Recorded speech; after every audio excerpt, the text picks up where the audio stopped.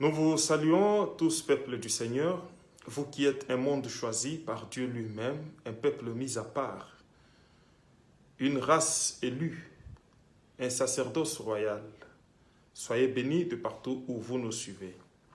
Alors, nous sommes en train de parler sur le Saint-Esprit de Dieu et ses vertus. La fois dernière, nous avons visité l'apôtre Paul dans sa deuxième lettre envoyée au pasteur Timothée, qui nous a expliqué que l'esprit que Dieu a mis en nous, ce n'est pas un esprit de crainte et de timidité, mais c'est un esprit de force et d'amour. Alors, nous avons essayé de parler sur la toute-puissante force de Dieu qui nous est communiquée par le Saint-Esprit de Dieu, conformément à ce qui avait été dit dans l'épître aux Éphésiens 6, que soyez forts dans le Seigneur par sa toute-puissante force. Donc, soyez forts dans le Seigneur, voulait tout simplement dire qu'être fort par son Esprit Saint. Donc, fortifiez-vous par le Saint-Esprit de Dieu. Alors, aujourd'hui, nous allons devoir parler sur l'amour. Brièvement, comme vous le saviez, le Seigneur de gloire, pendant le jour de sa chair, s'adressant à ses disciples, il leur avait dit ceci. Nous sommes dans l'évangile de l'apôtre Jean, chapitre 13, verset 35. Alors, tous connaîtront que vous êtes mes disciples si vous vous aimez les uns les autres. Donc aujourd'hui, il est difficile de dire que voilà, je suis un serviteur de Dieu, je suis disciple de Christ, lorsqu'on n'a pas l'amour, charité qui vient du mot agapé, l'amour de Dieu et l'amour de son prochain. Puisque c'est de cet amour que nous parlons comme fruit de l'esprit. Puisque dans la Bible, il y a plusieurs sortes d'amour. Il y a même l'amour du sommeil dans l'Ancien Testament. Il y a l'amour de sa nation. Mais ici, nous parlons de la charité, de l'amour de Dieu et de l'amour de son prochain. Alors, le Seigneur disait ceci à ses disciples. Détrompez-vous. Ne pensez pas que vous serez déclarés mes disciples par des miracles, par des guérisons. Non.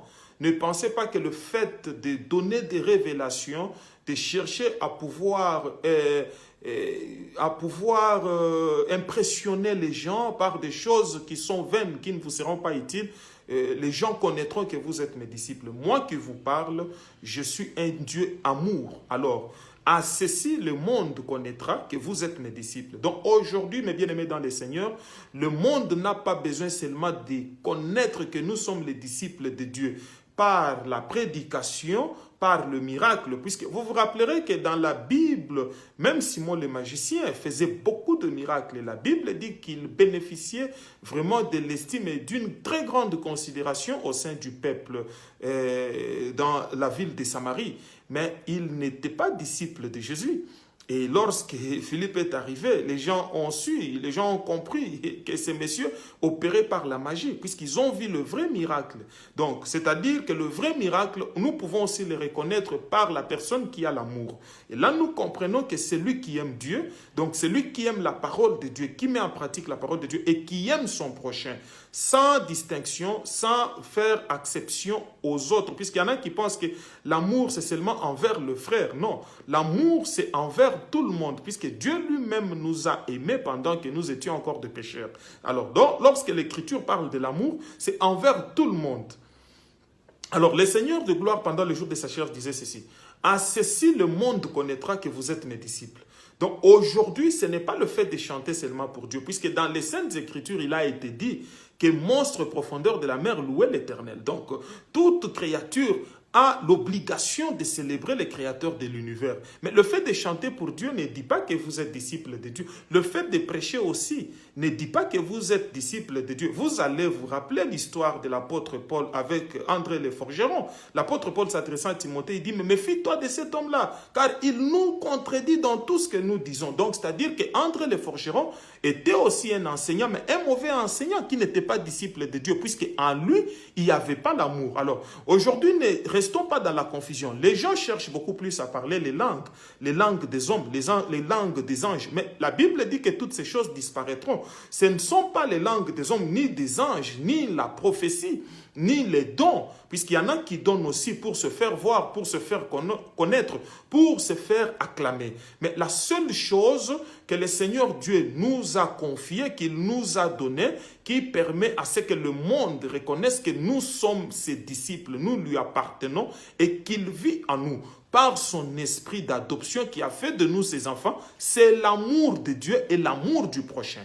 Donc l'apôtre Jean disait, dans son évangile que le Seigneur avait dit qu'à ceci, donc à l'amour du prochain, à l'amour de Dieu, par la charité, les gens connaîtront que nous sommes disciples de Jésus. Donc, sans la présence de la charité au sein de l'Église, sans la présence de la charité véritable dans la vie d'un serviteur de Dieu, de celui qui sert dans n'importe quel domaine, donc nous ne pouvons pas conclure que cette personne est un disciple de Jésus-Christ. Donc ne peut être reconnu disciple de Jésus-Christ que celui qui aime Dieu et qui aime son frère. Alors vous allez voir dans les livres de Romains, l'apôtre Paul s'adressant à l'église de Rome, il leur dit quoi? Il leur dit que ne devez rien à personne. Là, nous sommes dans l'épître de Romains 13, versets 8 à 10. Ne devez rien à personne si ce n'est de vous aimer, les uns et les autres. Car celui qui aime son frère a accompli toute la loi de Dieu.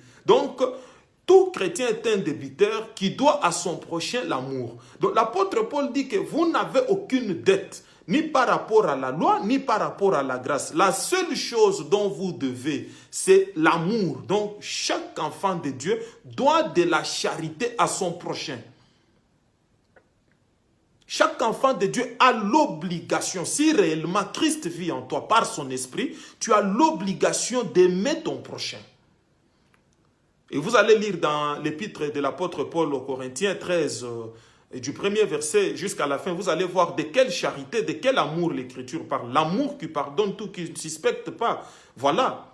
Donc nous avons l'obligation en tant qu'enfants de Dieu d'aimer même ceux qui nous haïssent, de faire du bien même à ceux qui nous détestent.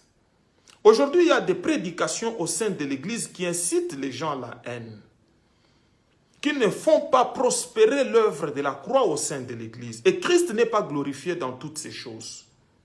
Pourquoi l'apôtre Paul pouvait dire à Timothée que l'esprit qui est en nous, c'est un esprit de force? Timothée, le fait d'être attristé par le problème de la vie, il pouvait s'attaquer aux hommes, oubliant que la force que nous communique le Saint-Esprit de Dieu nous permet d'avoir une mainmise sur nos ennemis, mais physiquement, nous avons l'obligation de les aimer. Donc, lorsque nous nous appuyons sur Dieu, pensant que l'esprit qu'il nous a donné, c'est un esprit de force, nous allons aimer même nos adversaires, sachant qu'ils ne feront rien contre nous. Ils ne peuvent rien contre nous. Donc, l'apôtre Paul écrit à l'église de Rome, au sein de Rome, il leur dit que celui qui aime son prochain, cette personne a accompli toute la loi. Donc, celui qui n'aime pas son prochain, c'est une personne qui n'a rien fait de la loi. Donc, tu peux faire le miracle, tu peux chasser les démons, tu peux guérir les malades, tu peux prêcher avec puissance. Mais si tu n'aimes pas ton prochain, tu as offensé la loi dans son entièreté. Donc, ici, vous allez comprendre qu'il y a des choses qui sont très importantes et des choses qui ne sont pas du tout importantes. La seule chose la plus importante qui témoigne de la présence du Dieu suprême en nous, c'est l'amour.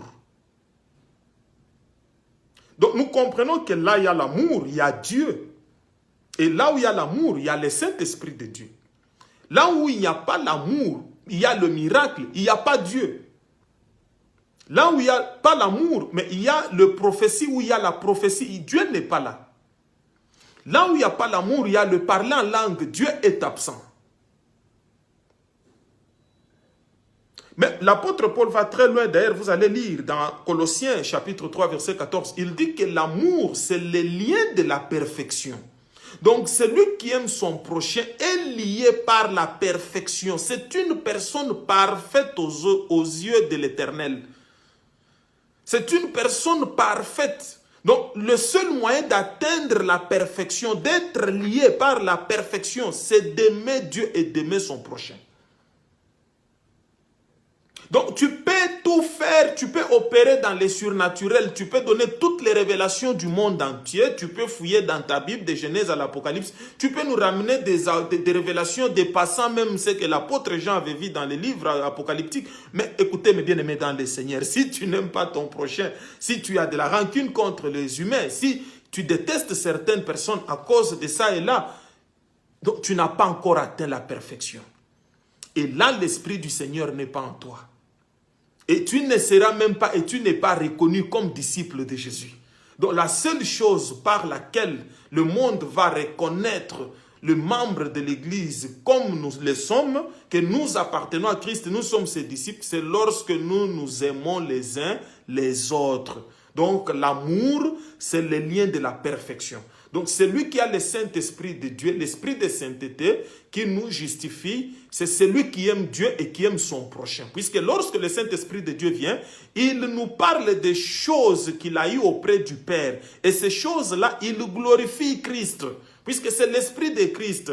Et lorsqu'il vient à nous, il glorifie Christ par l'amour, par les œuvres de l'amour. Là où il n'y a pas l'amour, Christ n'est pas glorifié. L'amour, c'est le lien de la perfection. Celui qui aime son prochain a accompli toute la loi. L'Écriture va très loin. D'ailleurs, dans Romains, la Bible dit que tout ce dont vous aviez eu à étudier, tu ne tueras point, tu ne déroberas point, toutes ces choses sont incluses dans une seule loi qui dit que tu aimeras l'Éternel ton Dieu et tu aimeras ton prochain comme toi-même. Donc, aujourd'hui, mes bien-aimés dans le Seigneur, méfiez-vous de faux serviteurs.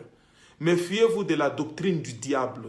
Méfiez-vous des assemblées où on insinue la haine parmi les saints, où on essaye à installer l'arbre de la mort, où on essaye de diviser des familles. L'amour est plus fort que toute autre chose. L'amour gagne toujours. Celui qui a été baptisé du Saint-Esprit est une personne qui aime, qui pardonne, comme Job l'avait fait avec ses amis, comme il l'avait fait avec sa femme. Par l'amour, il y a la consolation, il y a la restauration. Par l'amour, il y a la perfection elle-même. Que le Très-Haut vous bénisse.